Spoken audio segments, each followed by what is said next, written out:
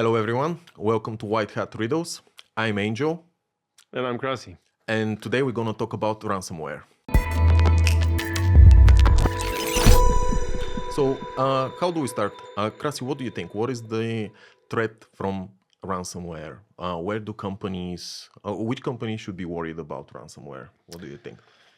Well, to start with, indeed, it's mostly organizations that need to worry about this one. Usually the hackers are not targeting individuals. They're not interested. Simply, you're not going to pay the ransom, right? You don't have enough things to lose so that you can pay the ransom.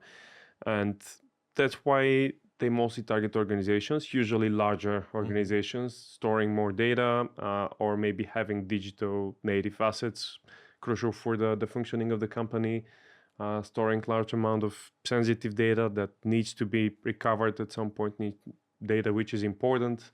So usually these are, in my opinion, financial organizations, hospitals. Imagine encrypting the systems of the hospitals and making it unavailable for surgeons, for example, to use their equipment.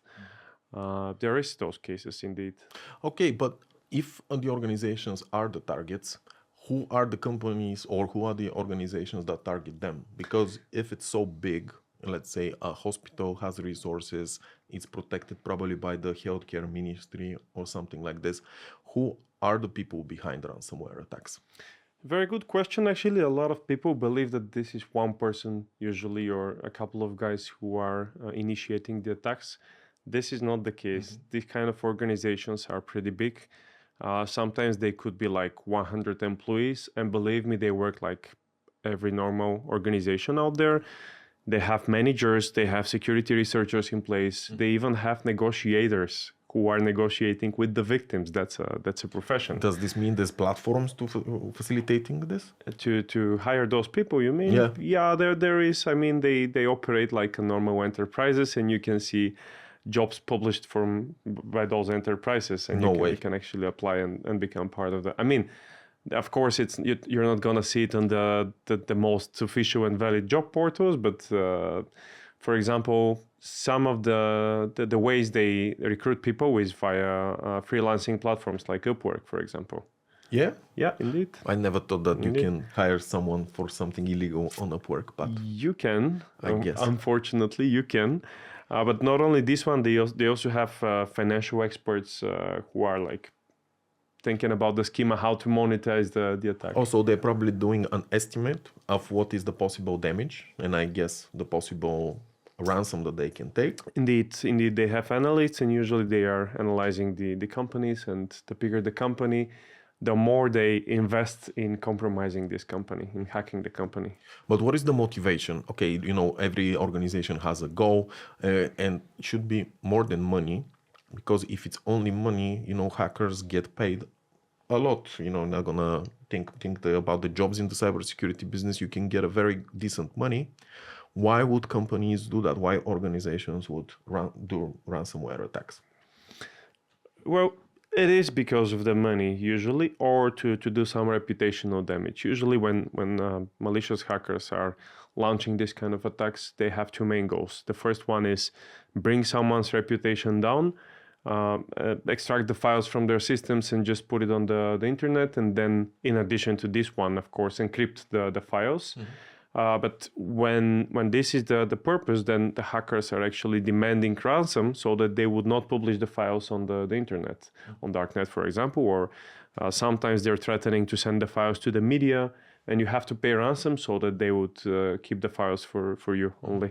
Then the other motivation is, of course, the financial damage, which usually is associated with encrypting the files, and then somebody is asking cryptocurrency, bitcoins, most often as a remuneration schema. So you have to pay some bitcoins to the hackers so that they will decrypt your files. But how do you know that you will get your files if you pay? That's probably the most common question that you get out there. Well, you never know, to be honest. And there is organizations like Colonial Pipeline, for example, they lost $4.4 million. Or there is an organization, a food organization called JBS. They actually paid, I think, 11 million. So they had this question: should we pay or should we try to fight with this? And then my suggestion is never pay, because you never know the results to start with. You never know if the files are indeed going to be decrypted. But then you're also you're actually funding the hackers, the malicious hackers. So if you pay the ransom, next time they're going to do it again, you're actually funding them.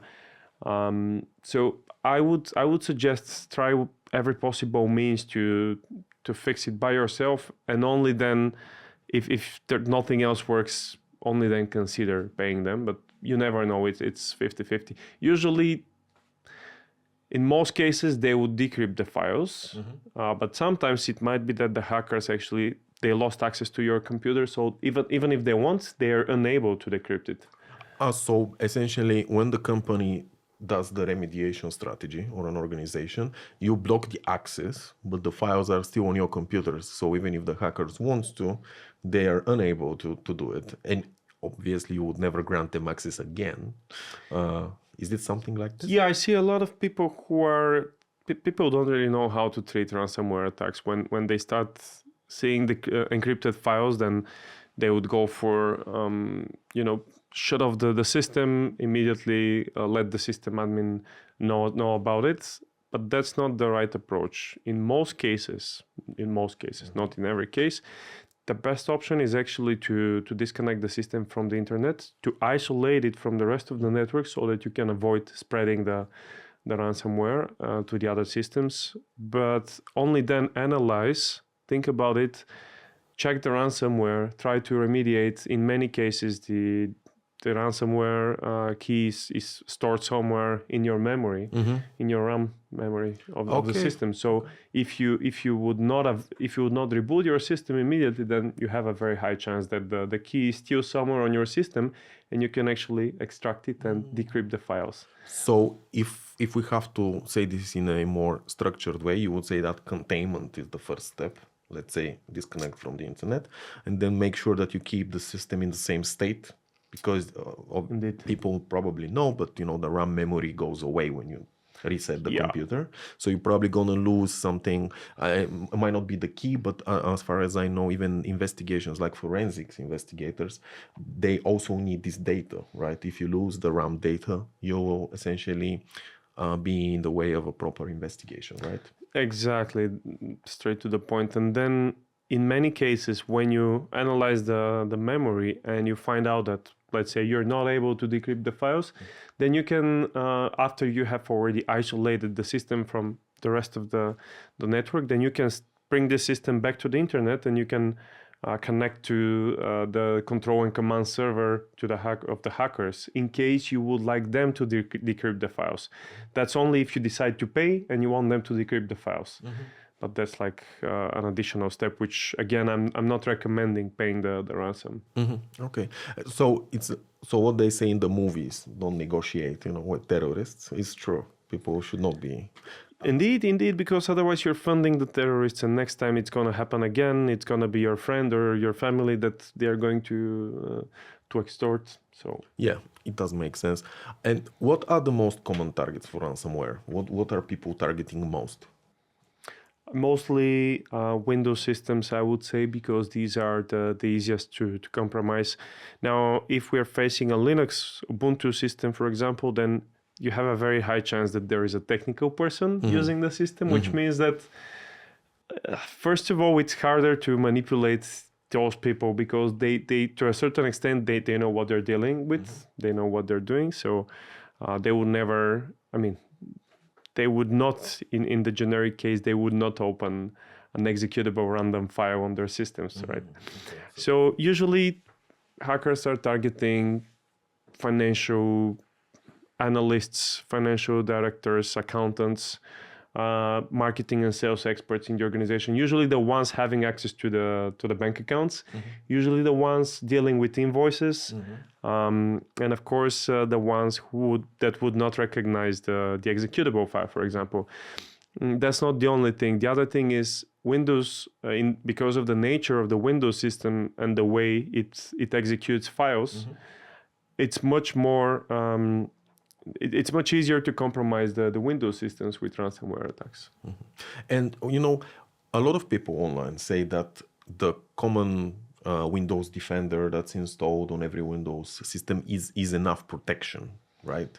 But I kind of feel that if you move into an enterprise level, that's no longer true because you have exposure to much more systems. So where does the integrated Defender stops being enough? What is the...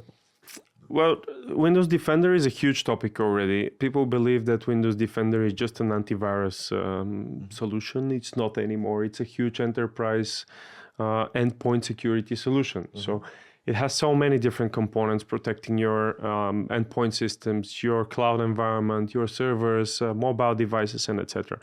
And Windows Defender provides so many options to configure. So if you just have Windows Defender from scratch, and you think it's going to protect you from all sorts of attacks, that's not the case. You need to configure Defender in a way that it will be a good solution for you.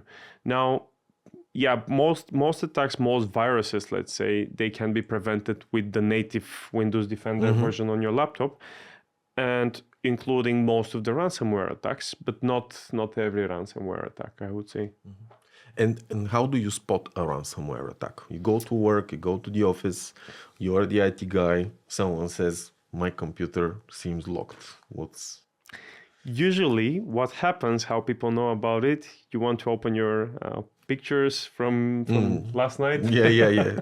On the work laptop, right? That's how it's on done. The work laptop, always. I know how you want to send it to someone on Facebook from the work laptop again? Yeah. Of course. Let me close it. But then you suddenly, you see that there is a file with your pictures. They don't have the JPEG extension, for example, but they have .locker, .crypto, .xyz, a different extension. And then when you try to open the file, you can't. You are presented by the screen, which is asking you what software would you like to use to open this file. Okay. And this is a clear indication that this file is broken, corrupted, but it's actually not corrupted. It's just encrypted. It's just transformed into a non-readable format. And then this is a clear indication, and you start seeing more and more files getting encrypted. Usually, in addition to the encrypted files, you get a note on your desktops most often. When you open the note, it's a clear statement that you have been hacked by this and that organization. You have to pay this amount of Bitcoins or Ethereum to that address. You have 24, 48 hours to do it. Otherwise, we are going to sense of urgency on. Put your files on darknet. Okay, so just to clarify, when you are under a ransomware attack, your files change, not visibly, but if you look at the extensions, let's say for a non-technical people, not too savvy into the hacking thing, you will recognize that the JPEG is no longer called JPEG, or it will look the same, let's say on the thumbnail, but then the extensions will change, right? Well, you would not look the same on the picture because your face will be encrypted already. I would love to see that, But yeah, there's not going to be a thumbnail. Nothing can be... I mean, once the file is encrypted, it becomes unreadable by whatever software. Okay. And then you also said that there will be files changing. Does this mean that the encryption doesn't happen at once? The encryption, usually there is different encryption methods. Some of the ciphers are stream ciphers, others are block ciphers. So it very much depends what crypto algorithm we have to deal with. But yeah, in most cases, they would start encrypting one by one, simply because the processor cannot encrypt all the files at once. Your system cannot encrypt all the files at once. It needs to go after each and every file individually. So there is some breaking point, if you are online right now.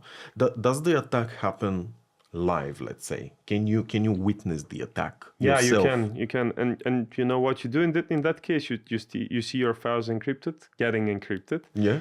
You go with the scissors and you cut the cable, the internet cable. Yeah.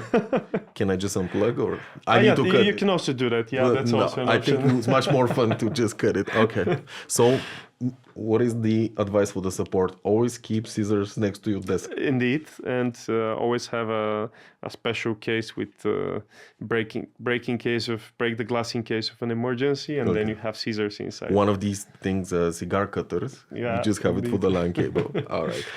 You can, you can smash your laptop to break the network adapter, but I mean that's an extreme case already. I think you definitely don't have to pay the ransom. You can get the data, guys. All right. And what are the first most important steps? Organization, the IT guy calls, he said we're under ransomware attack. What happens next? Yeah, usually the IT guys, they would, once they contaminate the system and they isolate it from the rest of the network, they will start analyzing what's the root cause. Can we decrypt the files? They will look for backups. You know, a lot of people, everybody has a backup, right?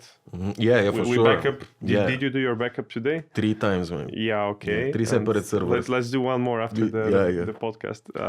Yeah, usually people, if they have backup, the organizations, they usually do have backups. Especially if you have if you're running a cloud environment, and the IT guys will try to restore the information from the backups. Then they will actually they will definitely reinstall the system, like completely wipe everything on the system, freshly rebuild the system, and only then the system can be joined back to the network. Mm-hmm. Until then, nobody will want to touch the system. It's like contagious. Yeah. And let's say we're talking OS level right now, Windows, Linux, is there ransomware that can be put under these, right, under the OS, let's say on a BIOS level or something like on the hardware level? Usually you need a running operating system so that an executable file can initiate and can start working with your files. On a BIOS level, before the BIOS will actually load, then you still don't have access to the file system. Okay, so you need a file system for something to be encrypted. Yeah, okay. You need a file system so that you can have files to encrypt. Okay, yeah. That's all right. And let's say we have a lot of organizations, they are targeted. You fall into this group of people that can be targeted. What are the steps that organizations have to take to make sure that they protect themselves? What are the first things that organizations should do? There is a couple of things actually. The first one is definitely have a proper network segmentation. So if you have a financial department, sales and marketing, IT department, you name it, then you need to have each and every department isolated on a network level from the others, which means my system, if I'm the IT guy, my system cannot connect to yours if you're the financial officer.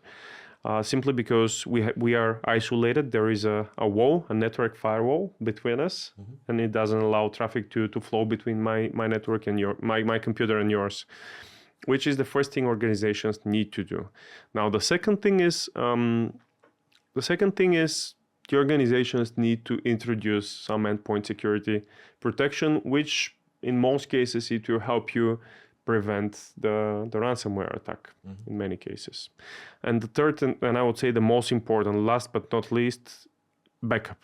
If you have a backup, then no ransomware attack can damage your organization. Yes, you can spend a couple of hours restoring from the backup and making sure that everything is clean and tidy. But if you have a backup, like you're safe in 99% of the time. Mm-hmm. So let's say, what about data leakage? Let's say not always it's about the access, right? You might have personal data of people, things like that. And even if you have the backup, you're still losing the data. So essentially this can be distributed somewhere, sold on the dark web, on things like that. What are the consequences for an organization like this? So let's talk about the data again. What kind of data do you have? My data is only work-related. Cold data. Contacts, warm contacts. You're safe, don't worry about it. Okay. Organizations can suffer from cyber attacks. By the way, with our Kikimora managed security, we also, that's something that we do, by the way. We are checking the darknet for data leakage. So if an organization wants to know if their data has been leaked on the darknet, they can use our solution to verify on a regular basis. I think the dark web angle is very interesting. Most organizations, at least in my experience, don't know how to check whether their information is on the dark web. How do you verify something like this? You know, cybersecurity files, scanners, things like that look very complex for the non-cybersecurity professional. So how do we verify whether this is our data and what is the amount? Because I think they usually give away samples rather than the whole data. So how can we? Usually you have platforms like Have I Been Pwned and Have I Been Leaked, which are suggesting if your passwords are leaked, if your data is leaked somewhere on the darknet. And I would suggest the entry users and the small and medium organizations, maybe they can use the small organizations, they can use the approach to verify by themselves with third-party software. Now, the thing is, if you want to verify using this kind of software, it means that you have to provide it some of your data to analyze it, which means that you are already providing your data to a third party. Now, the more professional way is actually hiring an organization to do it for you, because somebody needs to connect usually to the Tor network. They need to access some specific websites, and they need to do some deep analysis and research, which usually takes a couple of days to perform. It's a manual work. You have to have a person to do it. It's not like an automated way to check this. Yep. Not yet, at least. Not yet. Yeah. Not yet. So I'm a company. I get a ransomware attack. What do I do and who do I contact first? You contact the appointed IT personnel, who is each and every organization. They need to have an appointed person. If something breaks, if there is a hacking attempt, if I'm losing my files, I need to know who is the person in charge, who is the first responder of the incident. And usually I just need to ask my manager who is the person in my organization. Now, in the best case, I would already have this information available. But if I don't, I reach out to my manager and he gives me hints who is the IT personnel to contact. And then I don't touch the system until I have someone to help me, because I might do a bigger damage if I continue using the system. But what about external organizations? Do you need to report somewhere if you're hacked? Is there any? It very much depends indeed. If you are a critical organization, which means you are, let's say, a power plant or water, gas and oil facility, electricity as well. If you are hosting provider or telco provider, then you do provide critical services to the society, and this usually means that you have to report to the corresponding agency. In each country there is a different agency on a national level responsible for the data breaches and the incidents. In the European Union, most of the countries, they have a coordinator, cybersecurity coordinator on a national level. They need to report to the agency responsible for. And then also, if you're a bank, a financial institution, a hospital, healthcare provider, facility, then you still need to comply with specific European regulations, and then you also need to report in case of cyber incidents. I guess this also applies to government organizations as well, who are away from the Ministry of Interior. Yep, absolutely. And then you have specific time frame that you need to report. Usually you need to report very fast, so in a matter of 24 or 48 hours. And where do you think most ransomware organizations start targeting? Do they go from social media? Do they go from business contacts? What do you think is the most common practice? I think we should mention that most of the ransomware groups are actually funded, very well funded, and in many cases they're funded by the governments of some countries. Yeah. Historically, it is well known that most of the ransomware groups, they come from Russia, North Korea, China to an extent, China I guess. as well. So usually these are the countries where the highest amount of ransomware groups originate from. Some of these are like DarkSide, Lockbit, Maze Gang. These are very, very famous ransomware groups, and they are paid and hired by someone to do what they're doing. If this is the government, then of course you have no official way to know it. But usually they target. Now the smaller organizations, they are usually part of automated campaigns. So these kind of attacks are not always targeted, but the biggest ones, the ones which are well-funded financially and well-supported, advanced persistent threats, and they target one organization for weeks or even months. These are well-funded organizations, and that's what they do for living. So they just they would spot some very interesting companies, some recently funded companies, some companies with a lot of financial assets, let's say, and those are going to be the targets. Of course, if we're talking about government-funded ransomware groups, then government agencies of foreign countries might be the victims. And okay, and one thing that we cannot run away from in 2025, of course, is how does AI affect ransomware, both from attacking and defensive perspective?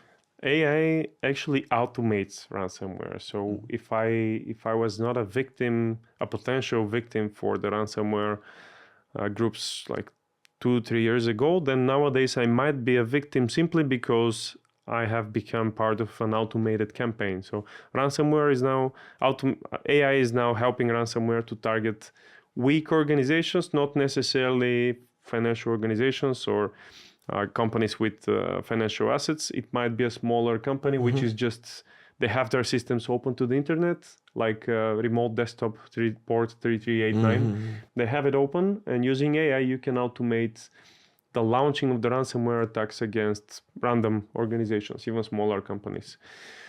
Of course, let's talk about the good side. Most of the cybersecurity solutions on the market, they utilize AI to help to identify threats much faster than before.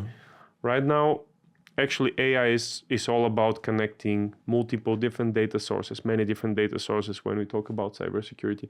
So with the help of AI, I can now reach out to 50 or even 500 different organizations worldwide, and I can be the first one to know if somebody has been compromised. If somebody became victim of a cyber attack, then I can know this in minutes because of AI, because of the way information is spreading, because of the cybersecurity solutions are being fed by multiple different sources with the help of AI. So essentially, it helps both ways. Can we imagine this as a race? Let's say, who is utilizing AI better, either the attackers or defenders, or attacks are happening first and we as defenders have to adapt to the attack types? It's always the mouse and the cat game. Things are changing on a daily basis. So tomorrow the hackers are going to be slightly more advanced. Some hacking group on the internet, they're going to be slightly more advanced. Then in 2 days there will be protection already for what they developed. So we must say that ransomware groups, they work like a normal cybersecurity organization. They are pretty much the same. They have developers, they have security testers, security researchers. So the tools that they are developing, the cybersecurity companies, they also develop for good manners. So it's like the police and the terrorists, you know. They might have the same weapons, but they use it in different manners. In different means. If you are, for example, someone who wants to be on we're not going to talk about becoming a ransomware hacker. That's none of our business to recommend. But if you want to be someone who knows how to handle ransomware attack from the defensive perspective, what should you be studying? What is the path to becoming a ransomware protector, let's say? Oh, cryptography, you should be a great mathematician. Yeah, he just made a lot of people quit. You know? So yeah, usually you cannot fight with ransomware attacks. I mean, some companies are successfully decrypting, and let's say if you managed to leak the key at some point, then somebody might have the key and put it on the internet for everybody to use it freely, or the cryptography works in the same way as the normal cryptography that we are using to protect our files. So if I have the key, I can decrypt the files. If I don't have the key, there's nothing I can do about it. It's 0 and 1. It's either you can do it or you can't. So you cannot reverse, let's say, the cryptography. To my knowledge, not yet, but we talk about quantum already. So I was about to let's ask. see. Yeah, I was about to ask this actually. Do you think that older ransomware attacks that have been, let's say, using older encryption can be now, let's say, backtracked? I mean, getting older data, because I'm sure there's a lot of ransomware data out, which does not have a key. But once we have quantum, let's say, cryptography, do you think people can go back and get this data? I believe. Yeah. I assume this will be the case. Of course, nobody can say for sure what it's going to look like. I mean, it's still a fantasy Yeah, nowadays.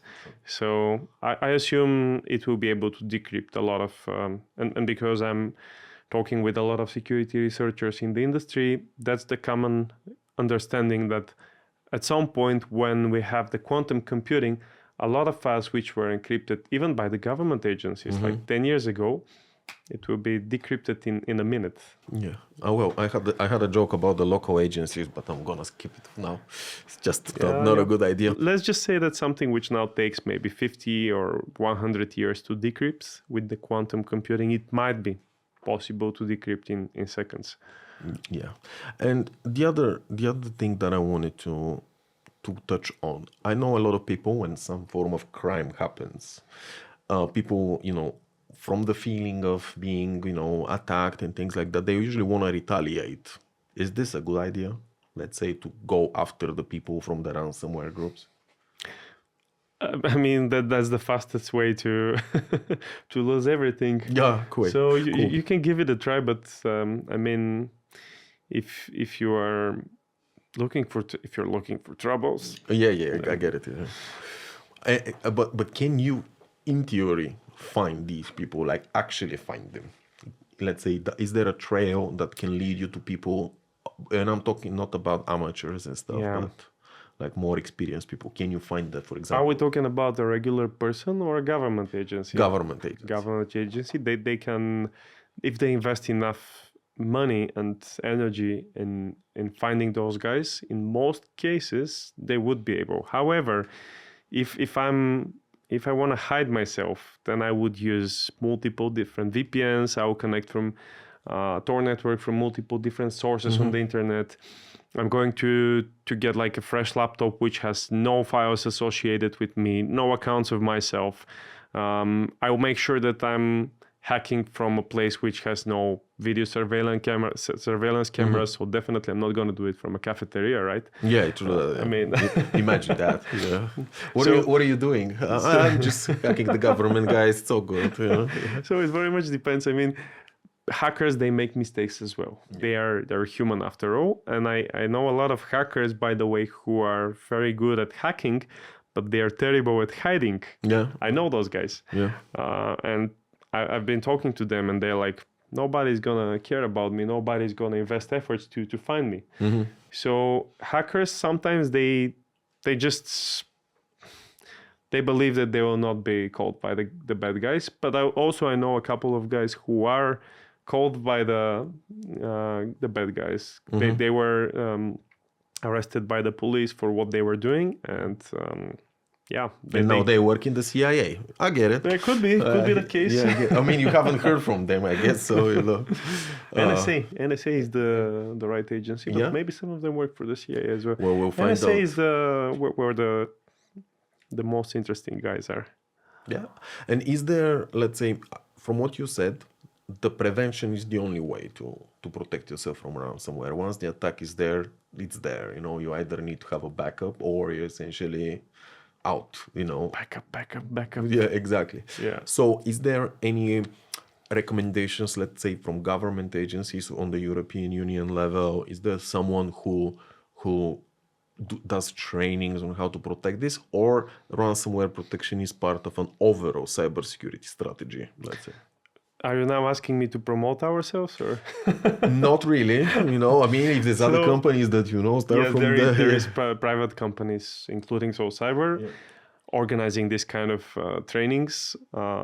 practical trainings. So demonstrating the risks associated with malware, with ransomware attacks, password cracking, data leakage, phishing emails, how to treat information in a confidential manner, how to protect my system, how to use strong passwords, how to recognize fake websites. There is numerous private organizations.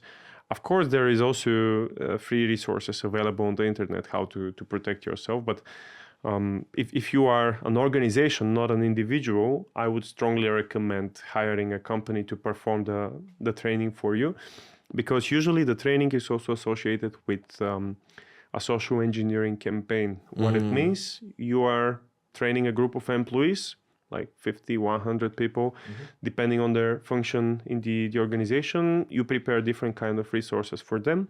And when you deliver the training, after that, you are initiating a phishing campaign where you create a fake website with fake suspicious domain.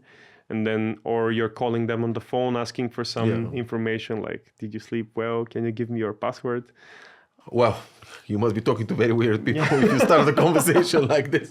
But then, I mean, once you finish the phishing campaign, then you can analyze the results from the training, or you could initiate the training after you finish with the phishing campaign, so that you know who is in need of more training and what exactly are the weak spots. I think most people will also be interested in knowing, is this expensive? Because cybersecurity usually comes with price, right? And I think, I'm not familiar with the precise pricing, but I don't think that this is very expensive to get your company on at least a normal level. And I'm not saying say specific prices, obviously market is moving, but is this something expensive compared to what you get in value? That is the question. It's one thing to target an organization with 20 employees. Usually they have like 5 different roles. They don't have a lot of different departments and functions in the organization among the people. And then it's completely different thing to target a bank, for example, which has like completely different needs. They need to have the data stored in a secure place. They need to maintain very strong access control. They need to report on incidents. So I think it's very much dependent on what is your organization doing to start with. So if you are a critical organization with a lot of financial assets, with very important information, then and you need to launch the campaign, which is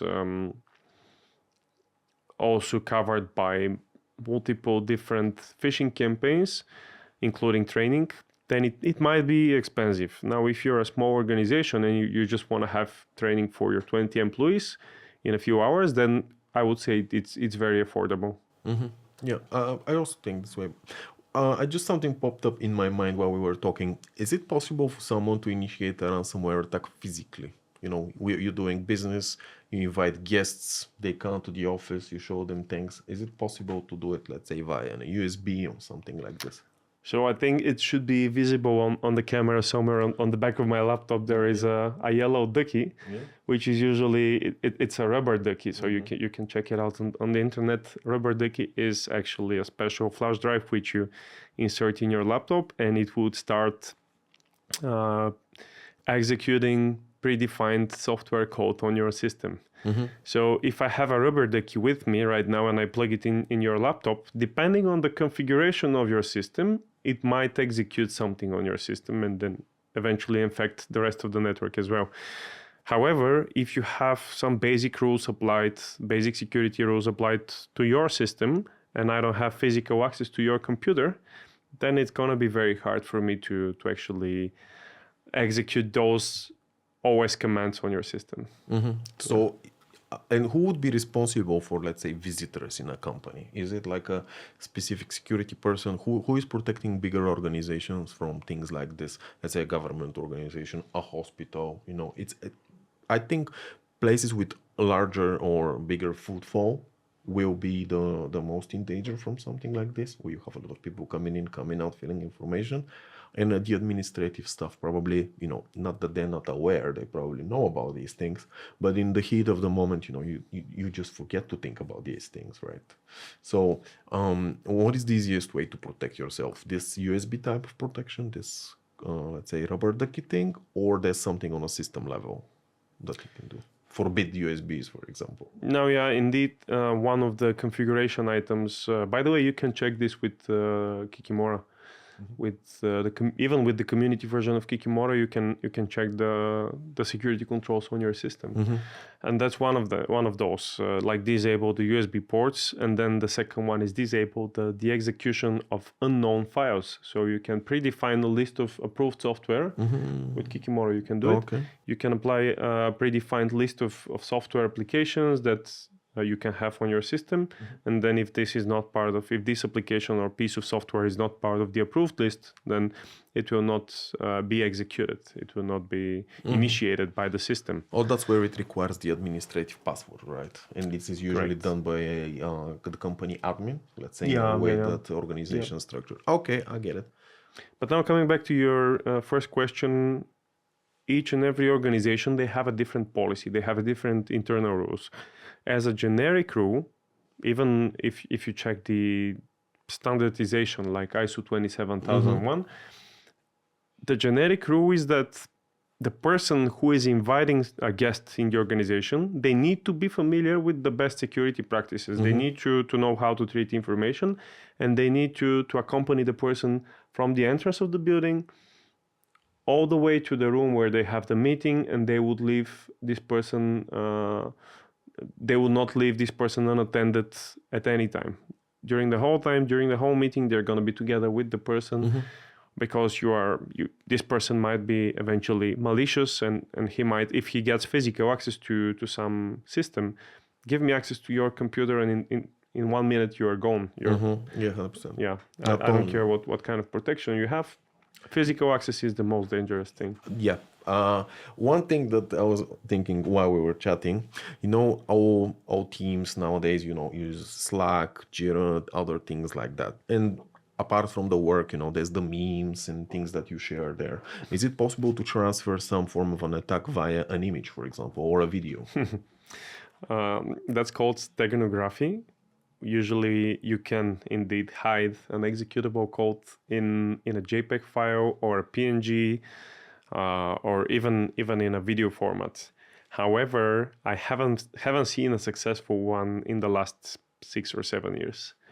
Back in the days, that was quite a way to hack systems. You could just there was some flaws and vulnerabilities which were allowing to, when you execute when you open the picture and it goes and it wants to open on your screen, then on the back of the screen there is an executable code which is infecting your system or is doing something with your system.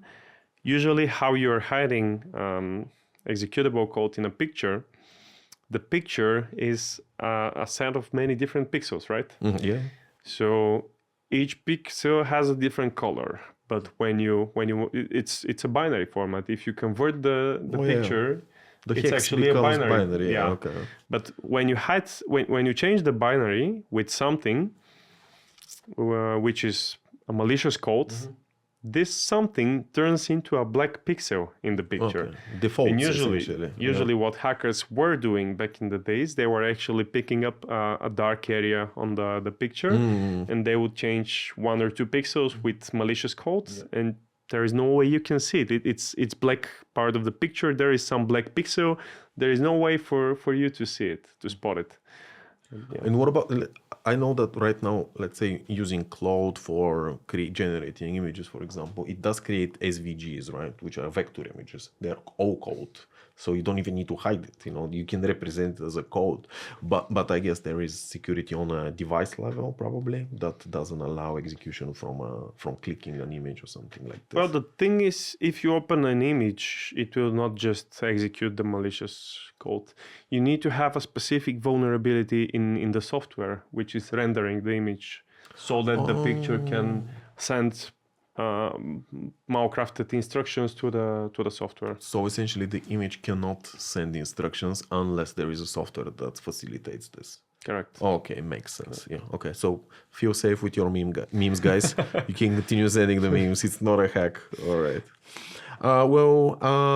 I think we can close it off with this one. And my advice definitely would be to go for checking everyone's understanding of what ransomware is. Make sure that you check what you're clicking on. The human factor remains the biggest issue with cybersecurity. And obviously, backup, right? And also insurance.